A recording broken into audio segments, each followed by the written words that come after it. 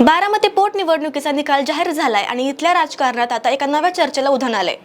ती चर्चा म्हणजे युवा नेते जय पवार यांची मॅरेथॉन एंट्री। निकाल लागतात जय पवार पुन्हा एकदा बारामतीत जबरदस्त सक्रिय झाले। काल त्यांनी सकाळी 10:30 ते संध्याकाळी 5 वाजेपर्यंत म्हणजे सलग 6.5 तास कार्यकर्त्यांशी जनसंवाद साधला। यामध्ये त्यांनी माळेगाव नगरपंचायत आणि जिल्हा परिषद गटातील कार्यकर्त्यांच्या अडचणी आणि सूचना जाणून घेतल्या। खरं तर 2019 मध्ये मी विधानसभेचा उमेदवार असावा अशी जनतेची इच्छा आहे।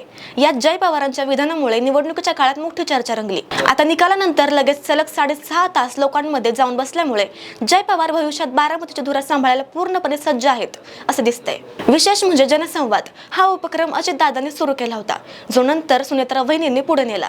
आता तीच परंपरा जय पवार बारामतीत मोठ्या ताकदीने पुढे नेत आहेत। एकीकडे पार्थ पवार प्रचारापासून लांब होते, तर दुसरीकडे जय पवारांनी गावोगावी फिरून मतदारांशी थेट संपर्क साधलाय। त्यामुळे आता बारामतीच्या तिसऱ्या पिढीचे नेतृत्व कोणाकडे जाणार, रोहित पवार, युगेंद्र पवार की जय पवार, हे पाहणं महत्त्वाचं ठरेल। अशाच महत्त्वाच्या अपडेट्ससाठी आमच्या पेजला फॉलो करा आणि YouTube वरती पाहत असाल तर सबस्क्राइब करायला विसरू नका।